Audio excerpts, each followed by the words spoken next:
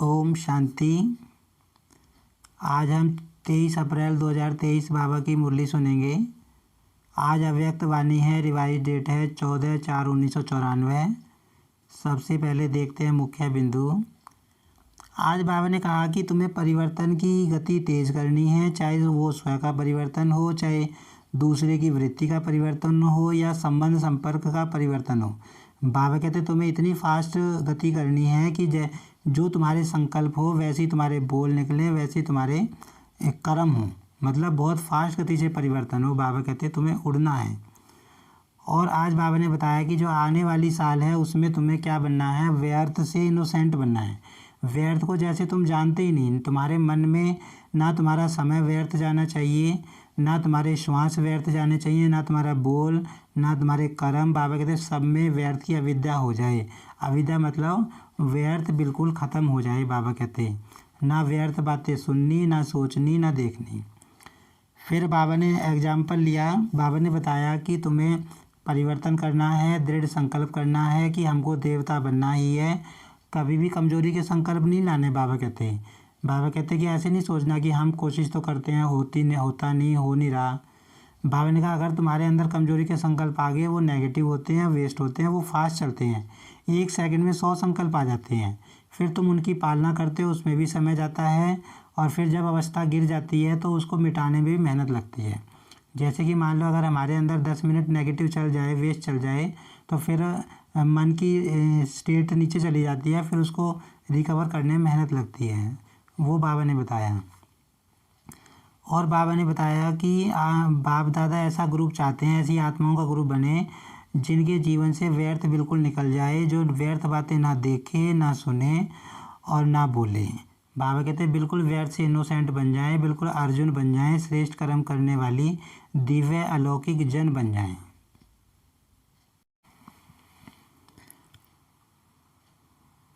ओम शांति। आप सुनते हैं बाबा की मुरली विस्तार से। आज की मुरली का सार है, स्नेह का रिटर्न है स्वयं को टर्न यानी परिवर्तन करना। बाबा ने मुरली में आज बताया कि बच्चों का बाबा से प्यार है, तो प्यार का रिटर्न बच्चे कैसे देंगे, स्वयं को बदलकर, स्वयं को टर्न करके।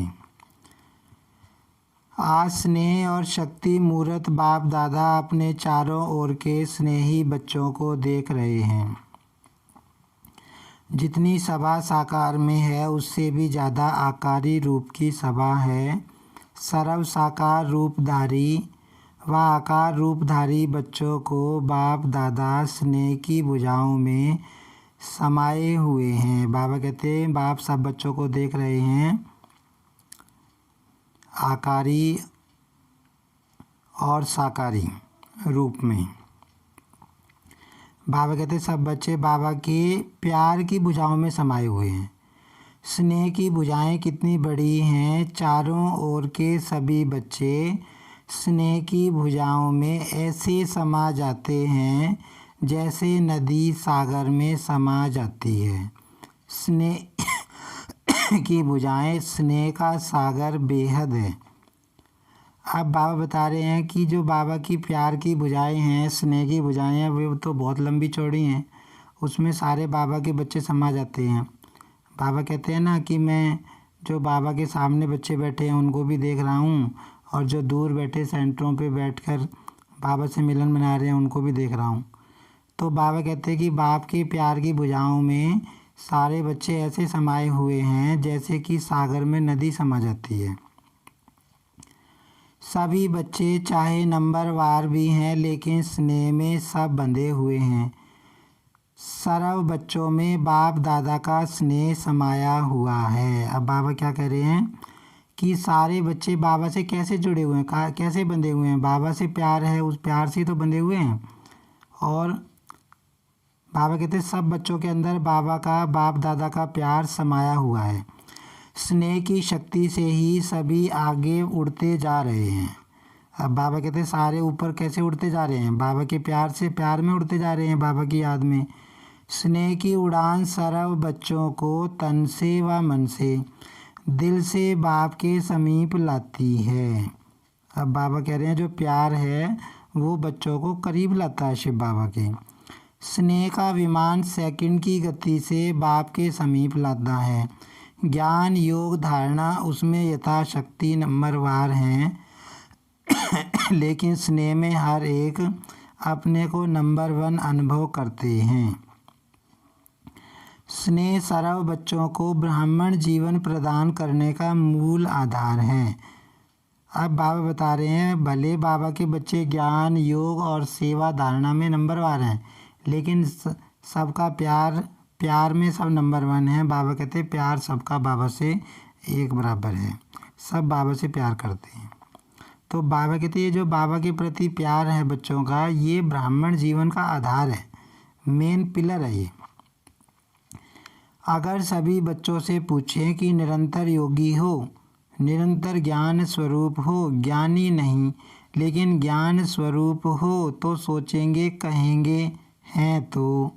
निरंतर धारणा स्वरूप हो तो क्या कहेंगे लक्ष्य तो है ही, लेकिन जब पूछेंगे निरंतर स्नेही हो तो कहेंगे हाँ जी।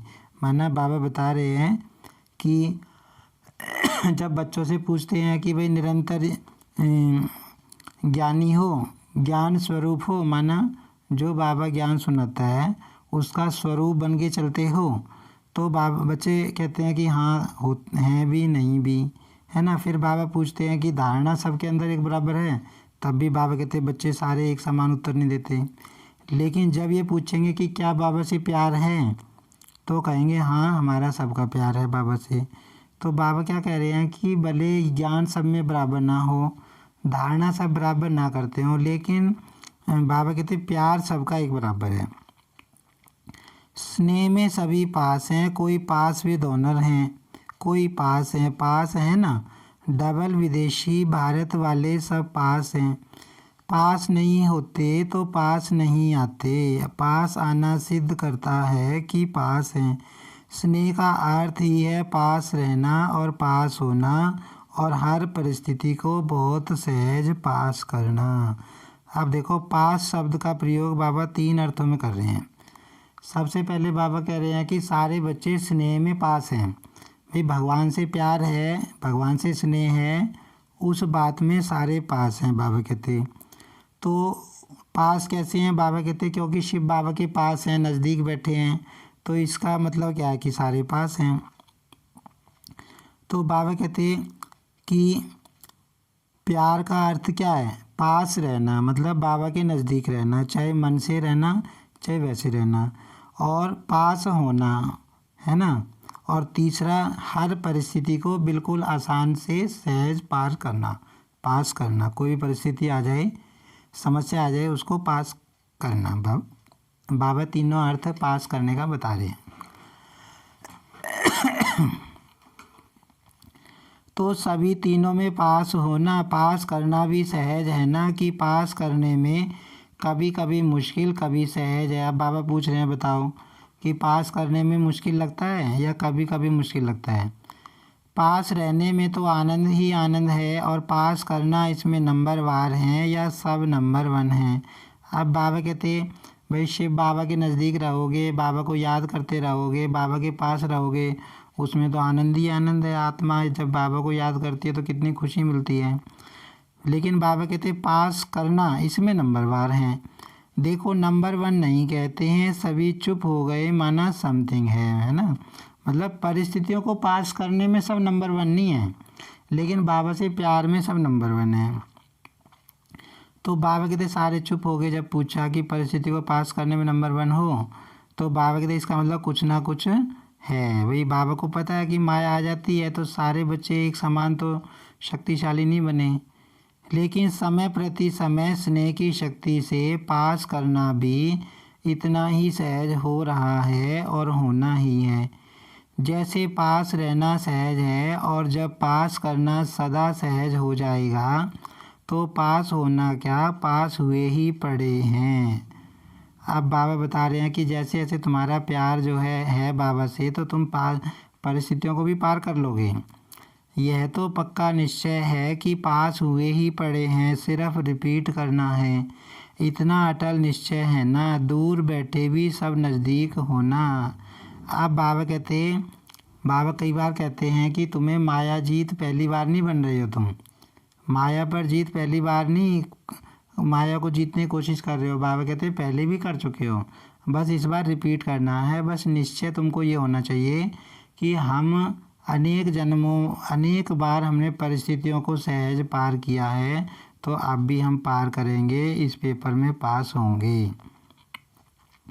तो बाबा कहते दूर वाले बच्चे भी बाबा के नज़दीक हैं, दिल तख़त पर हैं, कोई नैनों के नूर हैं, कोई दिल तख़त नशीन है, सबसे नज़दीक नैन हैं और दिल हैं।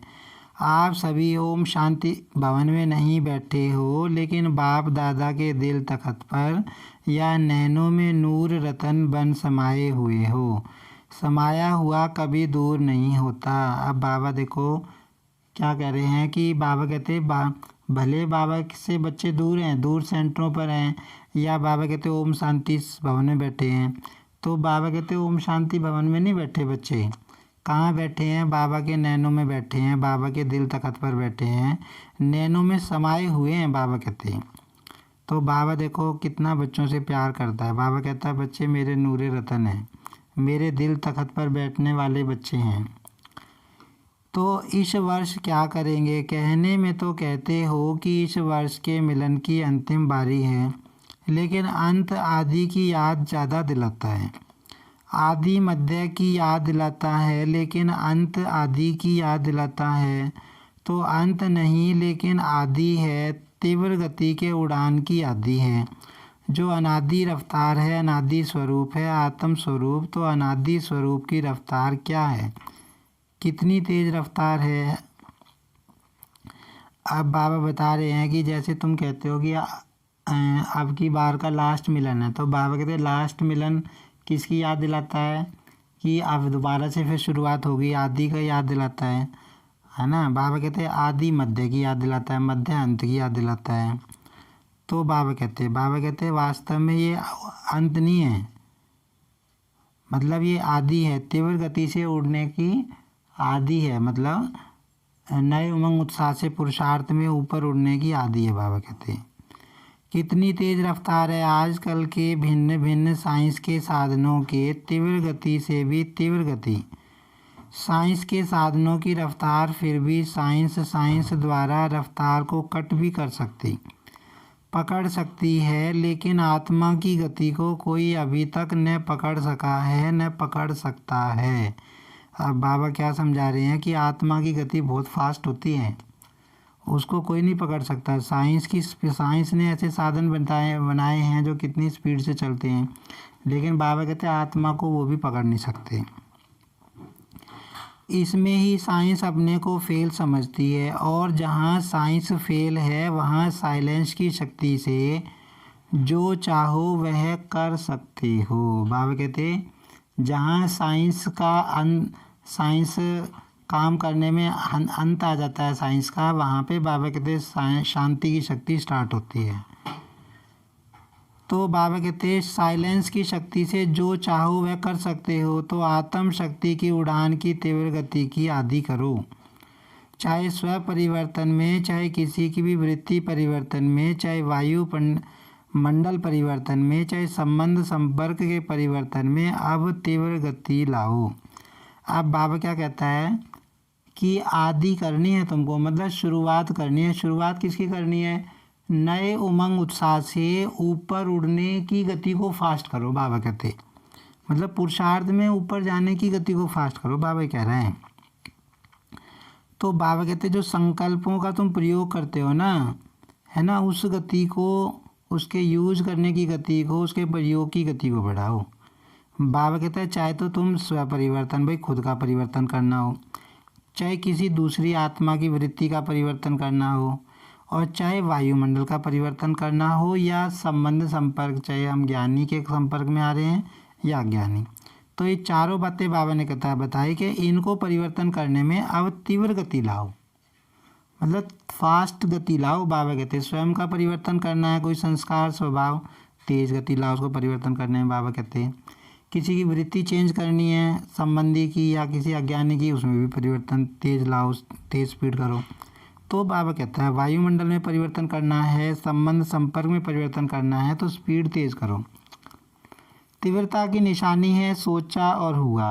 अब बाबा क्या बता रहे हैं, फास्ट गति का मतलब क्या होता है, जैसे ही सोचा वैसे ही हो गया। ऐसे नहीं सोचा तो है हो जाएगा, नहीं सोचा और हुआ। संकल्प बोल और कर्म तीनों श्रेष्ठ साथ साथ हों। बाबा कहते हैं इतनी फास्ट स्पीड होनी चाहिए, जो तुम संकल्प करो वैसे ही बोल निकलें और वैसे ही तुम्हारा कर्म हो, तीनों फास्ट गति से हों। व्यर्थ को व उल्टे संकल्प को चेक करो तो उसकी गति बहुत फास्ट होती है। अभी अभी संकल्प आया, अभी अभी बोल लिया, अभी अभी कर भी लिया। आप देखो बाबा व्यर्थ के का एग्जाम्पल लेके बता रहे हैं। जैसे नेगेटिव विचार होते हैं, मान लो किसी के मन में गुस्से के विचार आ रहे हैं तो कितने फास्ट गति से विचार आते हैं गुस्से के विचार। जब हम किसी पे गुस्सा करते हैं, क्रोध करते हैं तो संकल्प बहुत फास्ट आएंगे, उतने ही फास्ट से उसके बोल निकलेंगे, उसके मुख से बोल भी फास्ट निकलेंगे, और मुख से बोल फास्ट निकलेंगे तो कर्म भी तुरंत हो जाएगा, वो हाथ भी उठा देगा। तो ऐसी बाबा कहते हैं कि जैसे नेगेटिव के संकल्प बोल और कर्म फास्ट होते हैं ना, ऐसे ही तुम शुद्ध संकल्पों की स्पीड बढ़ाओ। कि जैसे सोचा कि ये आत्मा भी बाबा की बन जाए या ये आत्मा भी शांत हो जाए, तो जैसे ही तुम सोचो वैसे ही कर्म हो जाए, वैसे ही तुम्हारे बोल हो जाएं, वो बाबा कह रहा है।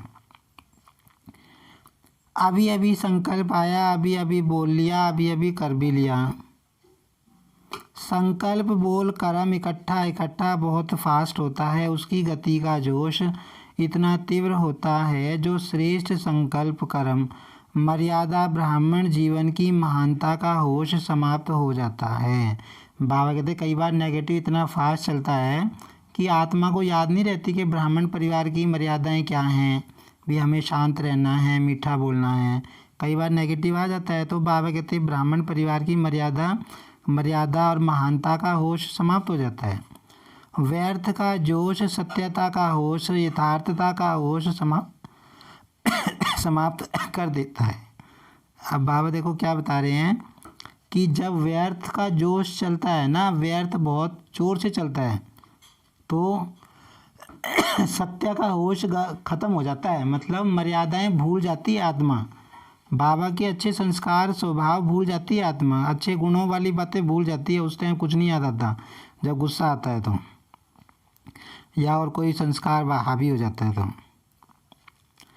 और कुछ समय के बाद जब होश आता तब सोचते हैं करना नहीं चाहिए था, यथार्थ नहीं है। लेकिन उस समय जब जोश होता है तो यथार्थ की पहचान बदल कर यथार्थ को यथार्थ अनुभव करते हैं।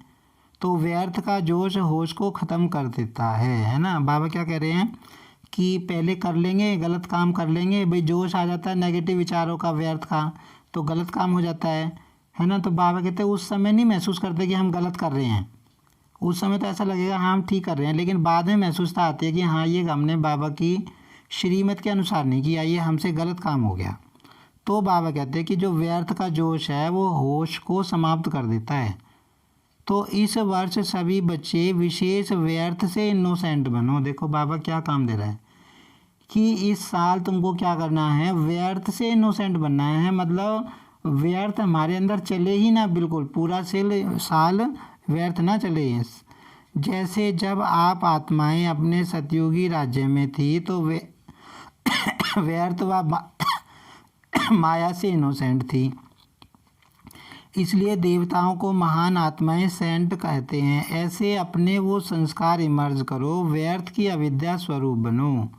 अब बाबा एग्जाम्पल लेके बता रहे हैं कि जैसे देवता थे, देवताओं को पता नहीं रहता बुराई क्या चीज़ होती है, देवताओं को पता नहीं होता कि हम गुस्सा कैसे करते हैं, देवताओं को पता नहीं होता लोभ क्या होता है, लालच क्या होता है, क्रोध क्या होता है, अहंकार क्या होता है।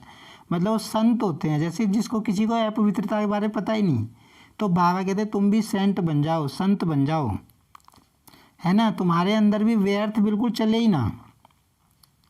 ऐसे अपने वो संस्कार इमर्ज करो, व्यर्थ की अविद्या स्वरूप बनो। समय श्वास बोल कर्म सर्व में व्यर्थ की अविद्या अर्थात इनोसेंट। देखो बाबा ने 5 बातें बताई कि तुम्हारा समय भी व्यर्थ नहीं जाना चाहिए, तुम्हारे श्वास भी व्यर्थ नहीं जाने चाहिए, बोल कर्म सब में बाबा कहते तुम व्यर्थ से इनोसेंट बन जाओ कि व्यर्थ का हमें पता ही ना हो कि हाँ व्यर्थ भी कुछ होता है, ये कह रहा है बाबा।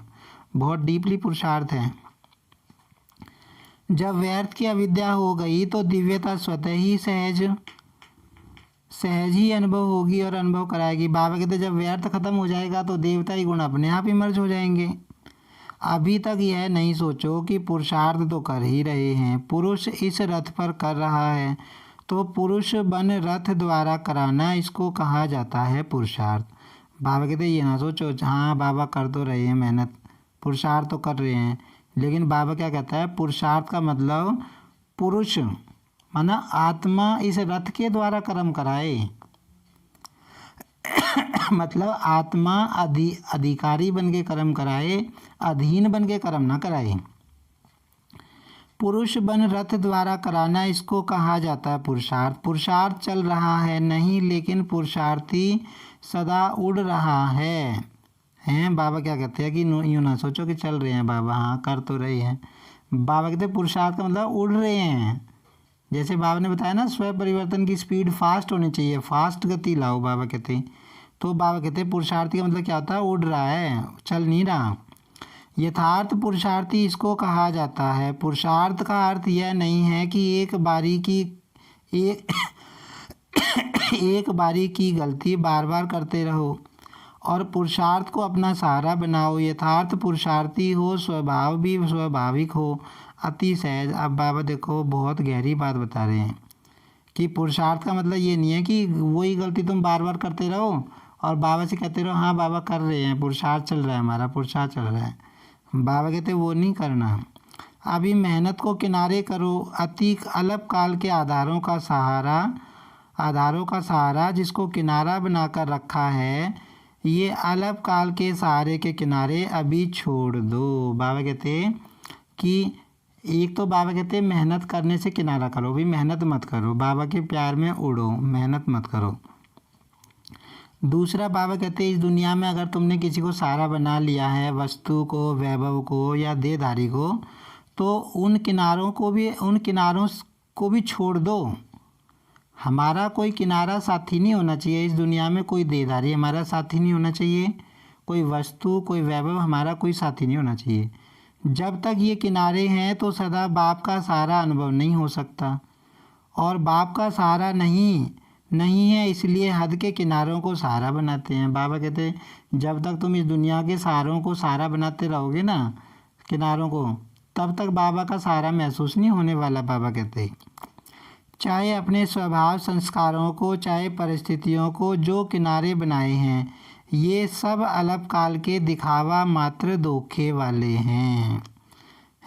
धोखे में नहीं रह जाओ। बाबा कहते भाई चाहे तुम्हारा कोई संस्कार हो, तुमने उसको अपना सहारा बनाया हुआ है, कोई देहधारी है, बाबा कहते लास्ट टाइम पे धोखा देने वाले हैं। कोई भी चीज़ है इनमें से कोई भी टाइम पे काम नहीं आएगी। बाबा कहते बाप का सहारा छत्र छाया है। आजकल की बातें धोखेबाज हैं, माया की बहुत मीठी मीठी बातें सुनते रहते हैं, बहुत सुन चुके हैं। जैसे द्वापर के शास्त्र बनाने वाले बातें बनाने में बहुत होशियार हैं, कितनी मीठी मीठी बातें बना दी हैं। तो बातें नहीं बनाओ, बातें बनाने में सब एक दो से होशियार हैं। बाबा कहते हैं ना, एक बार मुरली में बाबा ने कहा था कि जब बच्चों से पूछते हैं कि बच्चे क्या कर रहे हो, तो बाबा कहते हैं बच्चे बहाने बनाते हैं, वकील बन जाते हैं, अपनी गलती को भी सिद्ध करते हैं। तो बाबा कहते हैं बात बनाने में तो बच्चे एक दो से होशियार हैं, न बातें बनाओ न बातें देखो न बातें करो। देखो 3 बातें बाबा बता रहे हैं कि ना तो बातें बनाओ और ना बातें देखो। हम कई बार दूसरों के कितने कमी कमजोरियां देखते हैं, फलाना ये कर रहा है, फलाना ये कर रहा है। बाबा कहते तुम बातों को क्यों देख रहे हो, दूसरों को देखोगे तो तुम्हारी बुद्धि बाबा से कहाँ जुड़ेगी।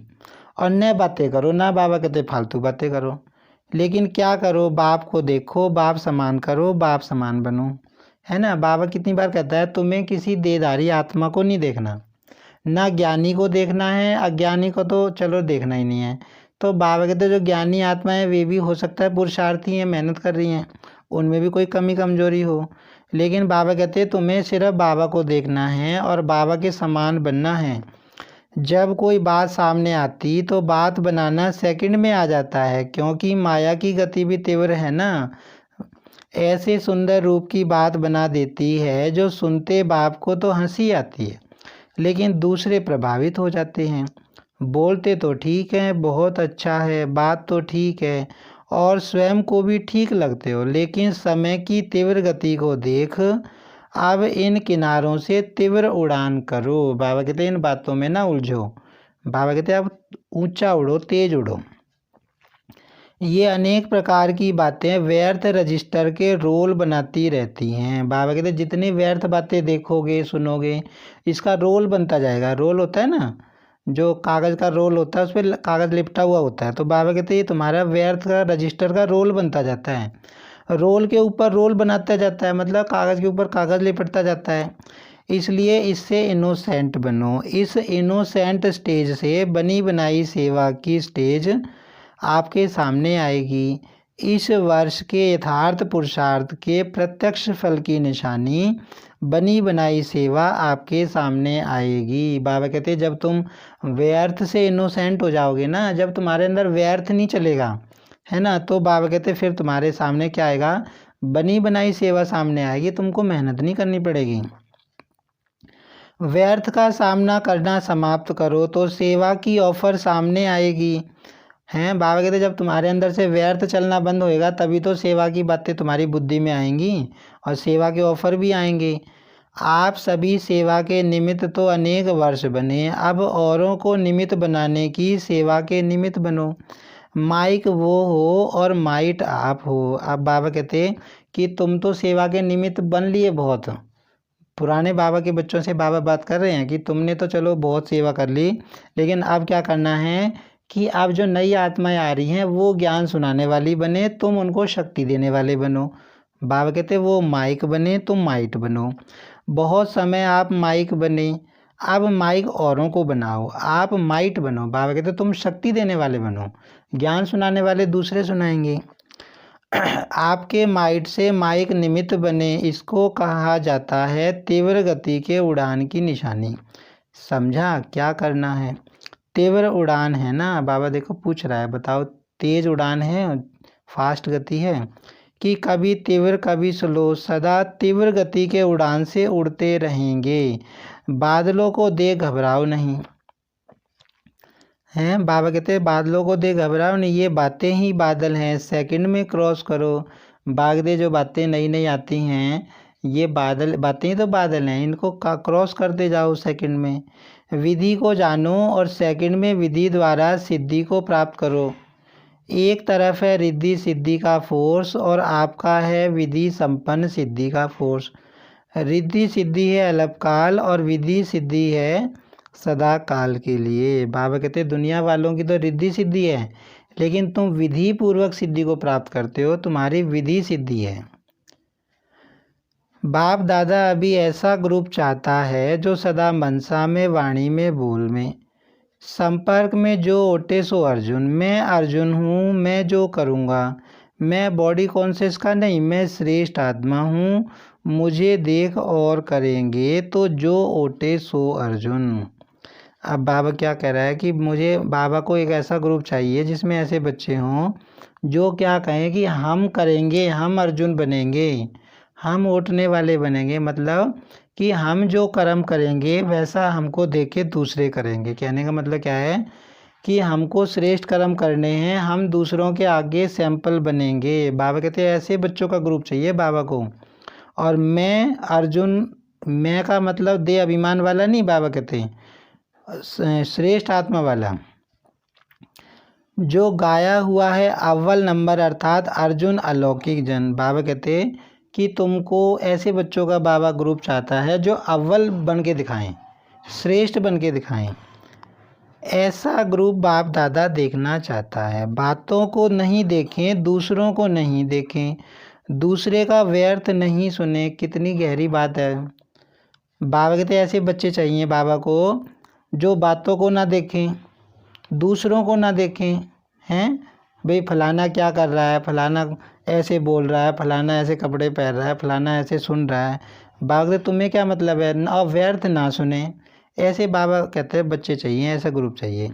बस अलौकिक जन माना अलौकिक आत्मा बन जाए वो। संकल्प, बोल और कर्म सब में अलौकिक दिव्यता की झलक हो। बाबा कहते ऐसे बच्चे मुझे चाहिए जिनमें दिव्य गुण हो, दिव्यता हो, दिव्यता की झलक हो। इसको कहा जाता है अर्जुन अलौकिक जन। ऐसा ग्रुप इस वर्ष में तैयार होगा कि दूसरे वर्ष में तैयार होगा। जो इस ग्रुप में आना चाहते हैं वह हाथ उठाओ। मुझे बनना है, मैं अर्जुन हूँ। फिर कोई ऐसा समाचार नहीं आवे, क्या करें हो जाता है, सरकमस्टांस ऐसे हैं, मदद नहीं मिलती है, दुआएं नहीं मिलती हैं, सहारा नहीं मिलता। अब बाबा ने पहले तो बता दिया कि मुझे एक ऐसा ग्रुप चाहिए जिसमें आत्मा दिव्यता बनने का मेहनत करे, है ना, किसी की कमी ना देखे ना सुने, पुरुषार्थ पे ध्यान दे।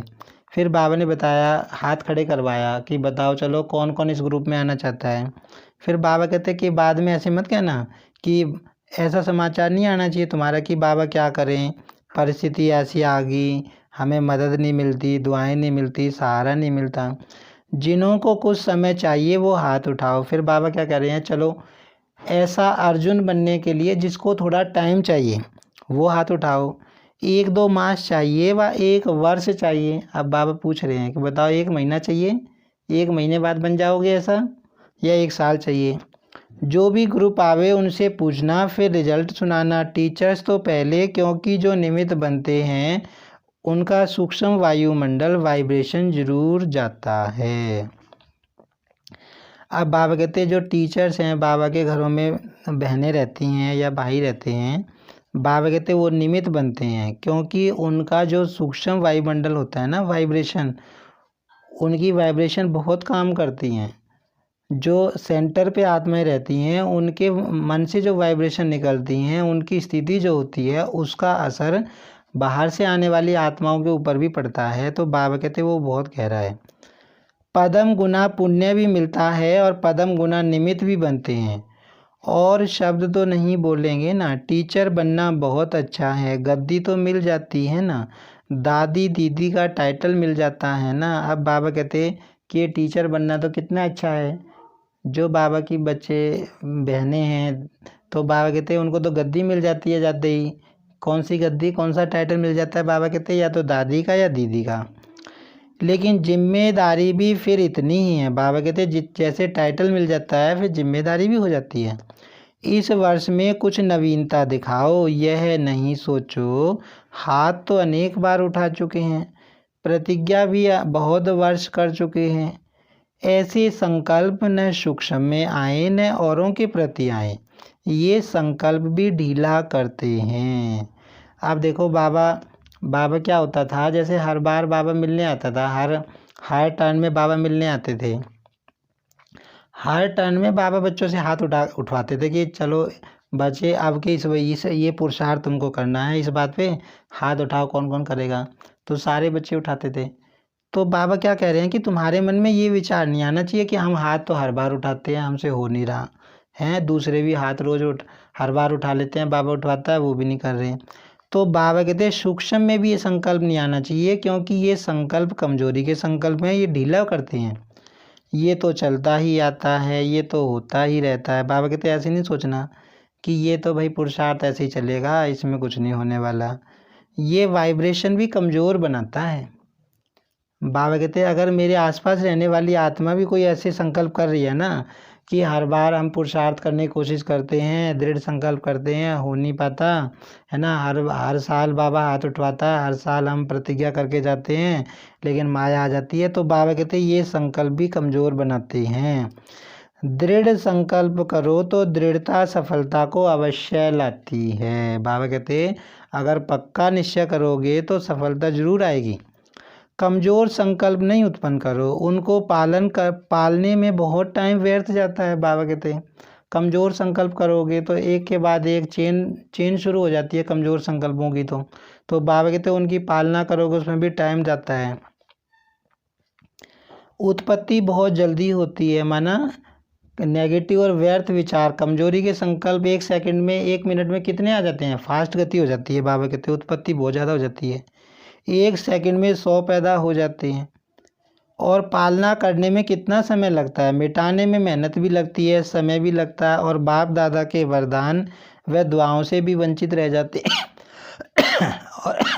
और जैसा कि हम सबको अनुभव है, हमारे मन में अगर व्यर्थ चलना शुरू हो जाए, नेगेटिव चलना शुरू हो जाए, कितनी फास्ट गति से चलता है, और मान लो वो 5 मिनट 10 मिनट चल गया, तो बाबा कहते हैं फिर उसको मिटाने में मेहनत लगती है।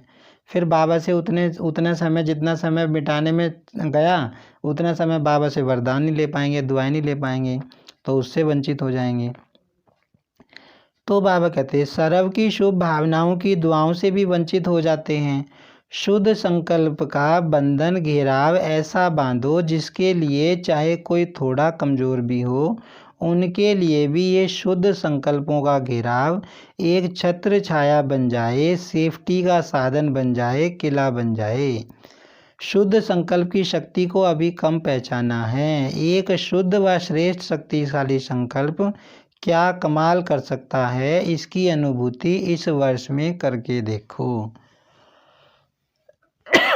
तो बाबा क्या कह रहे हैं भाई, बाबा इसको हम एक उदाहरण से समझ सकते हैं। जैसे मान लो एक आश्रम में या एक जगह 10 आत्माएं रहती हैं, तो अगर 7 आत्माओं के 6 आत्माओं के अच्छे संकल्प चल रहे हैं, शुद्ध संकल्प चल रहे हैं कि हाँ हम करेंगे, हम कर सकते हैं, करके रहेंगे, और 3 आत्माओं के मान लो कमजोरी के संकल्प चल रहे हैं, तो बाबा ये कहता है कि 7 आत्माओं की जो पॉजिटिव संकल्प चल रहे हैं ना, उनकी वाइब्रेशंस, ऐसी वाइब्रेशंस का किला बनाओ जिससे कोई कमज़ोर आत्मा भी आए उसको भी बल मिले।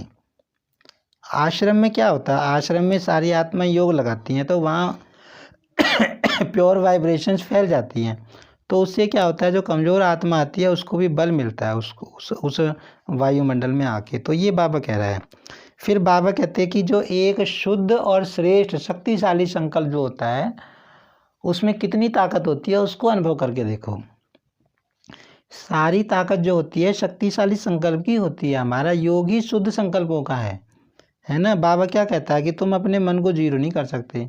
तो जब सिचुएशन आती है, परिस्थिति आती है, हमारे मन में व्यर्थ चलता है, तो हम अच्छी अच्छी बातें सोच के उसको ख़त्म ही तो कर देते हैं। तो वो शक्तिशाली संकल्प की ही तो, शुद्ध संकल्प की ही तो शक्ति होती है। तो बाबा कहते हैं उसको अब के अनुभव करके देखो।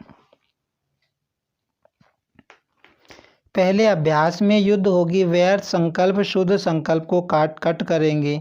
जैसे कौरव पांडव के तीर दिखाते हैं ना, तीर को रास्ते में ही ख़त्म कर देता है। तो संकल्प को ख़त्म करने की कोशिश करता है, करेगा, लेकिन दृढ़ संकल्प वाले का साथी बाप है।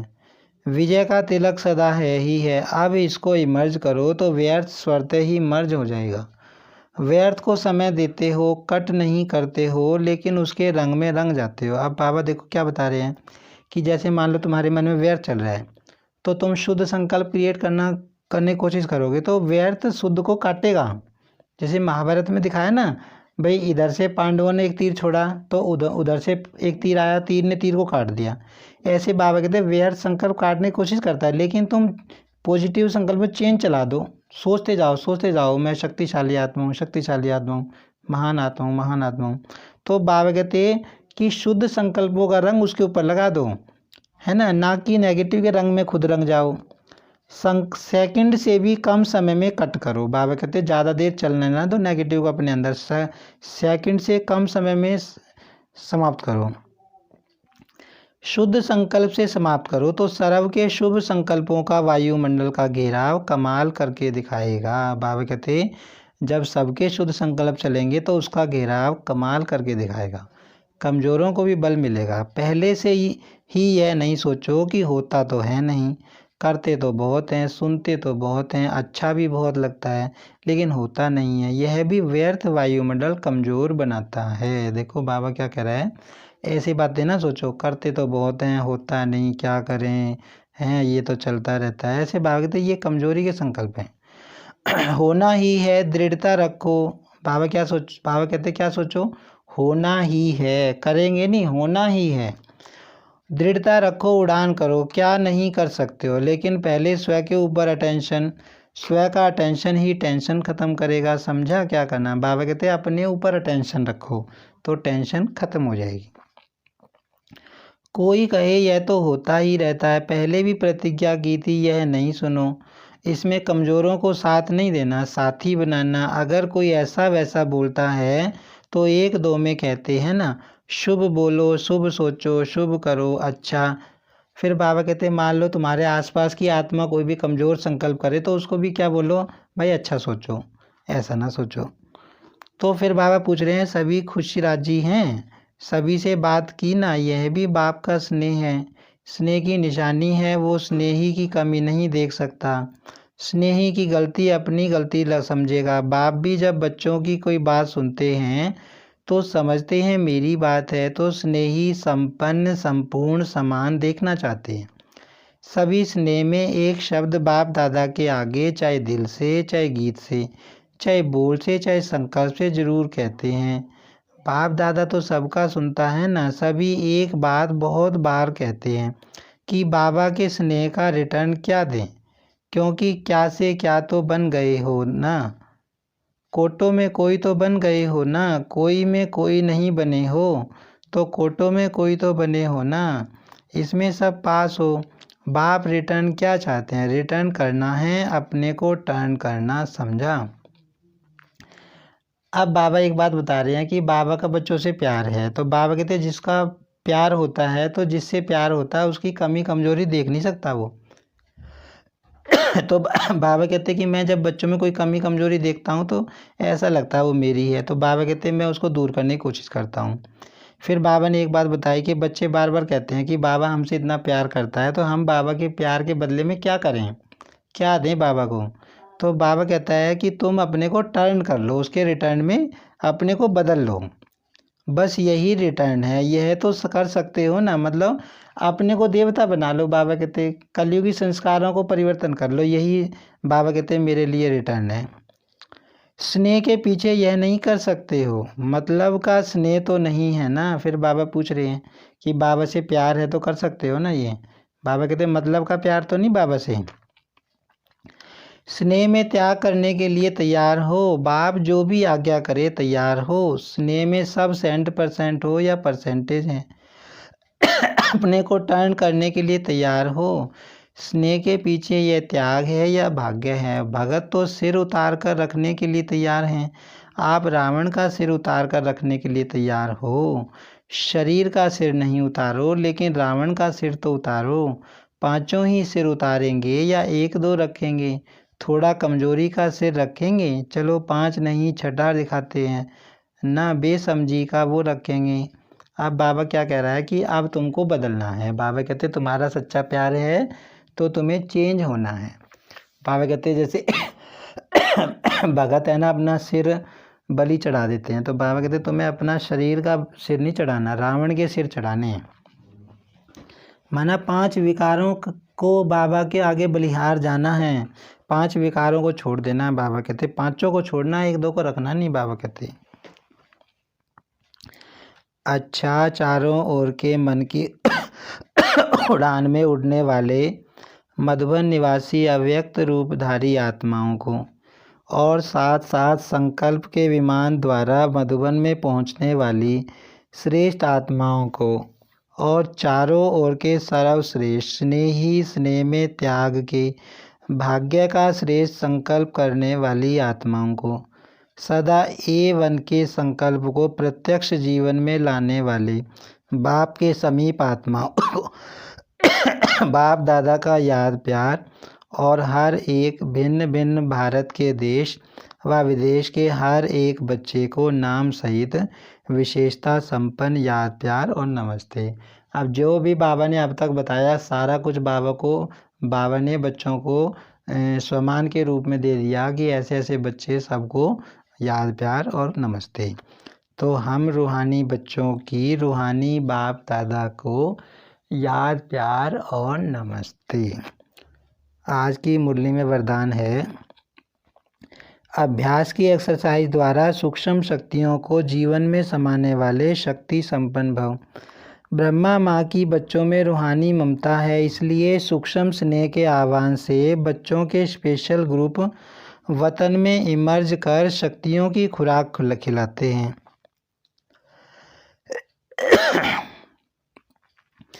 अब बाबा क्या कह रहे हैं, जो ब्रह्मा माँ है, ब्रह्मा बाप है, मतलब माँ के रूप में है। तो बाबा कहते हैं ब्रह्मा माँ है ना, बच्चों से बहुत प्यार करते हैं, इसीलिए उस प्यार के कारण क्या करते हैं, सारे बच्चों को सूक्ष्म वतन में इमर्ज करके उनको शक्तियों की खुराक खिलाते हैं, माना उनमें शक्तियाँ भरते हैं ब्रह्मा बाबा। जैसे यहाँ घी पिलाते थे और साथ साथ एक्सरसाइज कराते थे, ऐसे वतन में भी घी पिलाते अर्थात सूक्ष्म शक्तियों की चीज़ें देते और अभ्यास की एक्सरसाइज भी कराते। तीनों लोकों में दौड़ की रेस कराते, जिससे विशेष खातिरी जीवन में समा जाए और सभी बच्चे शक्ति संपन्न बन जाएं। तो जैसे जब शुरू में यज्ञ चला तो बाबा के 200-250 भाई बहन इकट्ठे रहते थे ब्रह्मा बाबा की पालना में। तो उस समय ब्रह्मा बाबा बहुत अच्छे से पालना करते थे बच्चों की, है ना। रोज़ पकवान बनते थे, बाबा वैसी एक्सरसाइज भी कराते थे, शरीर वाली भी एक्सरसाइज कराते थे और आत्मा की एक्सरसाइज भी कराते थे। तो वो बात बाबा बता रहे हैं कि इसी तरह ब्रह्मा बाबा अब सूक्ष्म वतन में चले गए हैं, तो सब बच्चों को आह्वान करके वहाँ पे शक्तियों का घी पिलाते हैं बाबा कहते हैं, मतलब उनको बच्चों में शक्तियाँ भरते हैं बाबा कहते हैं। स्लोगन है स्वमान में स्थित रहने वाली आत्मा दूसरों को भी मानते आगे बढ़ाती है। कितनी गहरी बात है ये। जो आत्मा स्वमान में रहेगी ना, वो दूसरे को आगे बढ़ता हुआ देख जेलसी क्रिएट नहीं करेगी। भाई ऐसे नहीं, मान लो कोई आत्मा मेरे से, मतलब कोई आत्मा ज्ञान सुना रही है और मैं जेलसी क्रिएट करने लग जाऊं कि ये तो मेरे से भी अच्छा ज्ञान सुना रही है, मेरे से अच्छा थोड़ा ना ज्ञान सुना सकता है ये, तो वो तो जेलसी क्रिएट हो गया, फिर वो आत्मा स्वमान में नहीं है। जो आत्मा यथार्थ स्वमान में रहेगी कि मैं श्रेष्ठ आत्मा हूँ, तो वो दूसरों को आगे बढ़ाती है। ब्रह्मा बाबा हमेशा क्या कहते थे कि बच्चे मेरे से अच्छी मुरली सुनाते हैं, हमेशा बच्चों की तारीफ़ करते थे। ब्रह्मा बाबा हमेशा बच्चों को आगे रखते थे कि हाँ बच्चे बहुत अच्छा कर रहे हो, बहुत अच्छा कर रहे हो। उनके मन में कभी भी जेलसी क्रिएट नहीं होती थी कि हाँ ना ये मेरे से आगे जा रहा है, ये मेरे से आगे जा रहा है। ऐसी बाबा कहते कि तुमको भी एक दो को आगे बढ़ाना है, कभी भी ये फीलिंग नहीं आनी चाहिए कि मैं श्रेष्ठ हूँ, मैं सबसे अच्छा ज्ञान सुनाता हूँ। नहीं, बाबा कहते हैं कि तुम्हें स्वमान में रहकर दूसरों को आगे बढ़ाना है और फिर तुमको भी मान मिलेगा, जो दूसरों को आगे बढ़ाएगा उसको भी मान मिलेगा। अच्छा, ओम शांति।